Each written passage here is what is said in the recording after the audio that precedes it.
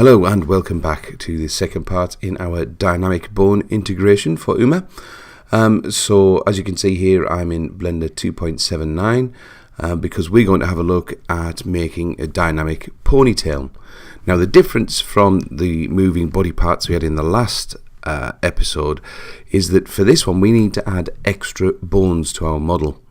So this adds another layer of complexity, but it's not as difficult as you might think. So first thing I'm going to do here is load up our female unified model from the content pack that you'll find on our GitHub, and there's lots of different stuff in here that I'm not going to need for this particular project, so I'm going to select, holding down shift, all of these layers here. I'm even going to select the layer for the lights, and once I've done that I'm going to hit A twice to make sure I select everything and hit delete, and let's get rid of all of that.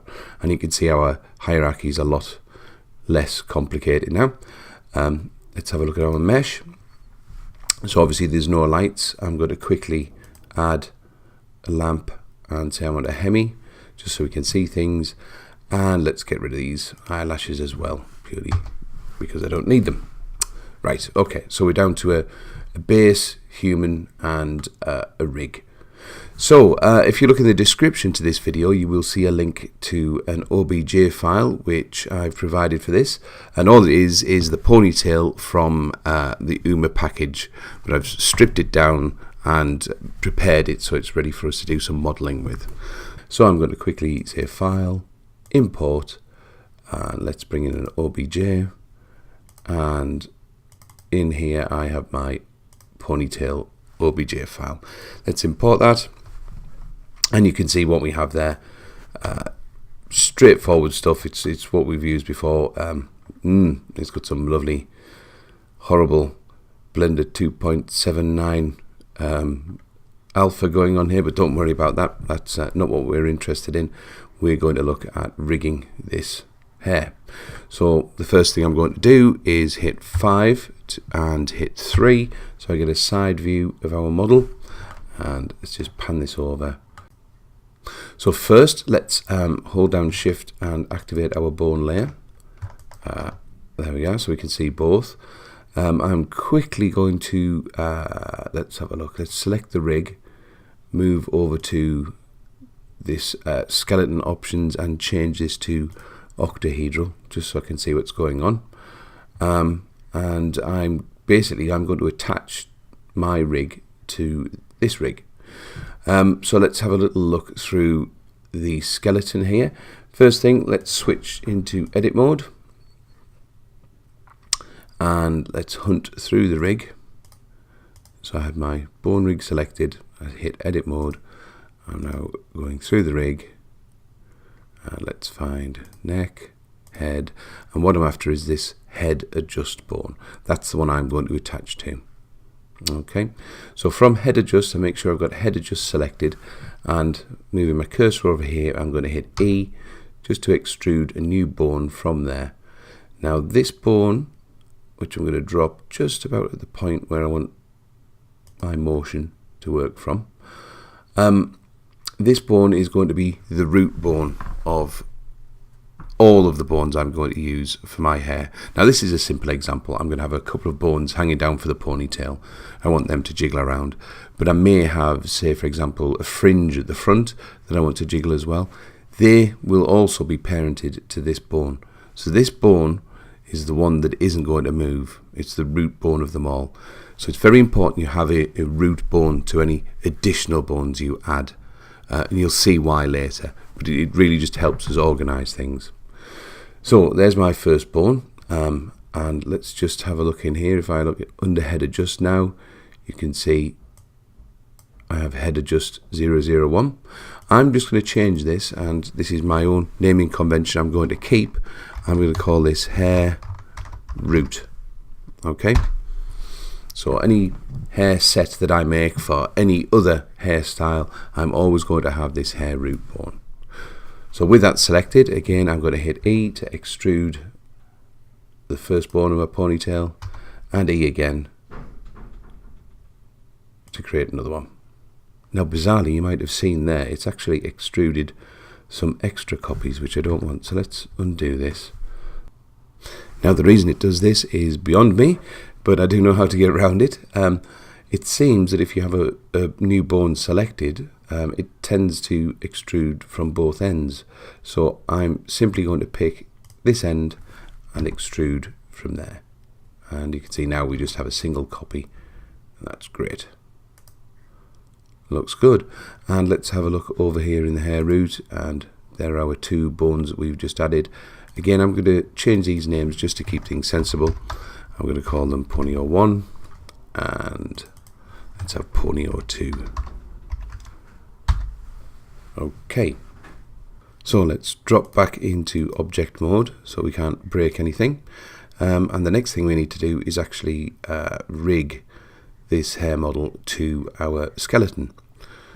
So the first thing I need to do is select the hair itself, and let's add a modifier to it, and we will add an armature modifier and select our female rig. Okay, now at the moment if I scrub along the animation, you can see the head moves a little, the hair is not doing anything, so we need to actually paint some weights onto our hair. So pretty easy to do. Let's start with heading into here and creating a vertex group. So our first vertex group is what we want to be affected by a particular bone. So let's say we want this group to be affected by it was head adjust. So we'll say head adjust is the name of this group. We'll head over into weight paint mode, and just to make things clearer, I'm going to drop out into solid mode so we get our color temperature map to show our weight painting. I'm also going to turn off this visible selection mode, so we switch that off, which means we can select through our object. And over here, let's look at our brush, let's put the weight right up to 100, let's increase our radius a little. Yeah, that looks good. And we will basically just draw over the entire mesh and weight the entire thing to our head adjust bone. Okay, what I am going to do whenever I'm painting weights, I'm going to make sure I've got auto normalize on, and that will make sure that all of my weights add up to 1. It's quite important, that. Okay, let's quickly have a look around this object. Yep, looks like we've got everything. Great, that's absolutely fine. So what should happen now, if we drop back into object mode and I scrub the slider, you should see that the hair is now moving with that head weight bone. Okay, so now we need to add some weights for our new hair bones. So let's head back into weight paint and create another vertex group, and we'll call this Pony 01. Great, and again we can now paint what we want to be affected by that Pony 01 bone. So I'm going to select all of the vertices around here, and maybe a little bit there. That looks good. So that's the entire ponytail.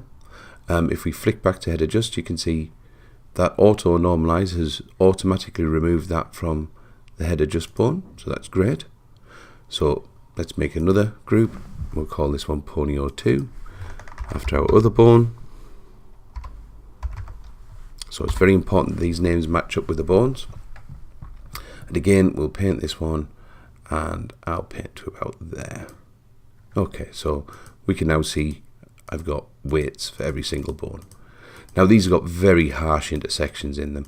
If I drop out of weight paint again, let's pick this bone and go into pose mode. And if I rotate it, you can see I get creases because there's no smoothing whatsoever in there. So let's sort that out. Again, back into object mode, pick my hair, back into weight paint mode. Now I'm going to use the blur brush for this, and one word of warning: if I leave auto normalize on and use blur, bizarre things happen. So whenever we're blurring or blending things together, just switch that back off temporarily. So I'm just going to go along here and just give it a couple of strokes across just to blend pony 2 in. Do the same with pony 1. Just pull that across there to blend those together. That looks great. I'll do the same at the top here to blend those together, and the same with the head adjust. Let's put a bit of blending on here as well. Great. So if we flick through, you can see some nicely blended weights. Okay, let's come back out of weight paint mode into object mode, and if we just have a look at posing our bones now, so select my bones, select pose mode, and let's just move them around. Again, yeah, you might want to change how this works with the bobble up there, but I'm going to leave that for now. I'm quite happy with how it looks. And here you can see we get a nice smoother transition. Okay, so that's pretty much it. You can spend as much time as you like doing this and refine it, make it look better, but I'm happy this is going to do what I wanted to do. So now we're done, we're going to export this into Unity for use with our UMA model. So File, I'm going to export to FBX, make sure I switch to 6.1 ASCII. I don't think there's anything else I need to worry about in there. No, all looks good. So I'm going to head in and send that to my UMA folder. So here we are back in UMA with our project as we left it from the previous video. The only thing that's different is I've removed the default hair from our character. Obviously we're going to use our new hair. So let's stop that. And as you can see down here, let's just close the old stuff up. I've created a folder called UMA hair, and I've brought in my FBX file that I've imported from Blender. One thing that I have done is just turn the file scale off and hit apply. So if I pull that into the scene, you can see I get a 2 meter tall UMA with our hairstyle. So that's great. Let's just remove that from the scene again. So let's make a slot out of our ponytail. Again, once we've made this, we can delete this character because it's just taking space up.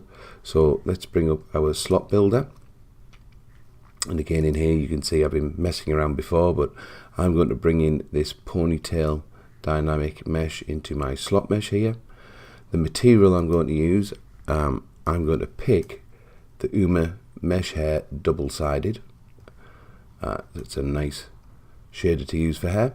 The destination folder, again, I'm going to pick this UMA hair folder that I've created, leave the root bone as global, and give my slot the name of ponytail dynamic. I'm not going to create an overlay because one already exists for this hair, but I am going to create a recipe and add it to the library. So if I hit create slot, we should see in here we get our slot created for us. Okay, let's just sort out the recipe. So at the moment the recipe is empty, so no compatible races. Let's add the human female, and you can see there we are, that's already there. So we need to add this overlay. Let's just open this up and type ponytail and see what we get. There we are, female ponytail overlay. Sounds good. And that's all in there. One other thing I want to do is add a shared color to this, and we'll put in that this should be called hair. Okay, and we'll tell our ponytail to use that shared color. So this is just the way to make sure that it picks up the color from our shared color in the UMA. Okay, one thing I have seen here is if I flick away and flick back, is that shared colors occasionally lose their name. In this particular instance it hasn't, but it is worth checking when you're working with shared colors. Okay, so that should be a normal slot. It should all have been added to the library. So if I let's go back to our hierarchy, pick my UMA character, and if I drag this recipe onto our character, we should get our ponytail, which quite clearly I don't, because something I've missed on the recipe, of course, is to actually say what slot it goes in. If I say none, it will never appear. So let's change that to hair and try again. This time, there we go, our hair's on there. But as you can see, it is not dynamic. Yeah, it's not got any of our jiggle on there at all. What we can see is if we look through our character and go through the hierarchy, we should be able to see our extra bones have appeared on the character. So let's go up into the head adjust, and there they are. Hair root, pony 01, pony 02, all looks very good. Okay. Now, one thing I want to make you aware of here is we can add lots and lots of different slots, and we can add bones freely. The difficult thing is removing them. So if I just demonstrate this by removing this dynamic ponytail recipe, the bones remain in place. So if I then add another hairstyle which has a different set of bones, they will get added to the rig. If I remove it, they will stay in place. And this will keep going on and on until you have lots and lots of junk bones. So we don't want that. Obviously, the first time you generate a character, it will only generate the bones that are needed. But this is something that we need to take care of later on. So let's just stop that. So now that we've gone through that process, making the hair, or those bones in the hair, actually jiggle is pretty easy. It's just the same as we did with the other parts of the body. So if I head into my slot, and in fact let's open up our Uma bone, and what I did here, if you remember, we created a jiggle prefab, and then we created a second one which had this reduce effect to actually turn the jiggle off. I've created a third one here called jiggle hair. So I've just copied one of these over, and I've changed the jiggle bone to hair root. Okay, if you remember, that was what we named our static bone when we started adding bones to our hair. And I've just eased the effect down. This is up to you to fine tune. Feel free to add some more adjustments into your script as well. This is just one thing that I'm playing with in dynamic bone. No exceptions. I want everything below hair root to jiggle.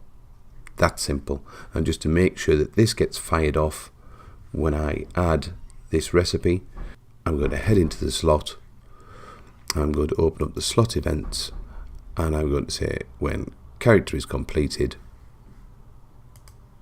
I want you to fire off jiggle hair, jiggle, and our add jiggle function. So it's almost exactly the same as what we did last time. If I press play now, what you should now be able to see is our hair is jiggling. Brilliant. It's that easy.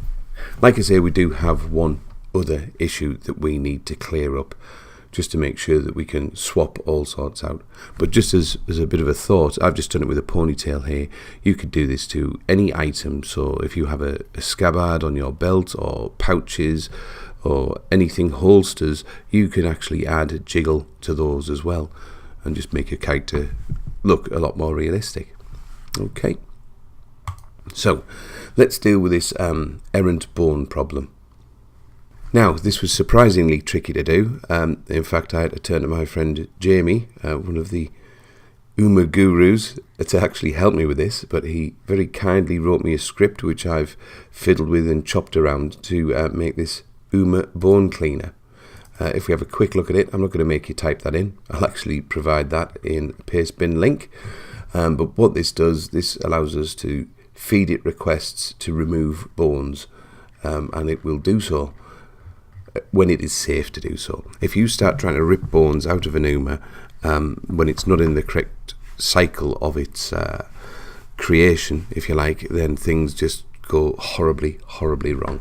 So this little class, we're going to reference this. In particular, what we're going to do is speak to this register jiggle bone listing. And what this will do, if we add whatever jiggle bones into here, it will record them, and if they, or the slot they belong to, gets removed, it will remove them from our Uma nice and safely. So you need to copy this one, our Uma bone cleaner, and I need to make a few modifications to my jiggle script. So this was our basic jiggle script, just to accommodate that. Again, I'm not going to make you watch me type it in. I'm going to provide this to be pasted in. So if I quickly magically add those lines, so I've created a reference to our bone cleaner script. It's going to find it. Let's add some stuff up here. I'm going to add some more settings. So this will still work with the generic jiggle, so don't worry, this is just some additional settings to make it work with extra bone items. And another little script down here. So basically what this one does is, if we have our delete bone with slot commands active, it will, well, let's have a look. Let's actually have a look at what that's done to our prefab. So over here you can see now all of the top stuff is the same. If we don't add anything into this bottom, it will work exactly the same way. However, down here, if we want bones to be removed, we'll say yep, remove the bones, and the slot to watch for us is hair. So once this is attached, when the hair slot gets changed, it will delete the bones from the hairstyle. So very, very easy to work with. So if you have a pouch, for example, and you may create yourself a pouch slot, it will watch the pouch slot and wait for it to change. If it does, it will delete the bones associated with it. So again, you can have a look at those couple of little changes. I'm not going to go through them in huge detail. It's still a pretty simple script, but the effect of that now is if we run, what we should see is our, here we go, you can see our head adjust has the ponytail on, everything's been added as normal. However, let's go back to our avatar and take off our dynamic ponytail, and what you should see is the extra bones should disappear from hair adjust, and you can see they've gone. And when I add that back again, they reappear and get the jiggle applied. So just those couple of scripts, those couple of modifications make it safe to actually remove bones. You now have a system to make anything you like on your Uma jiggle. Okay, bit of a longer one that, but hopefully you'll find that very useful. Thanks for watching, and I'll see you next time.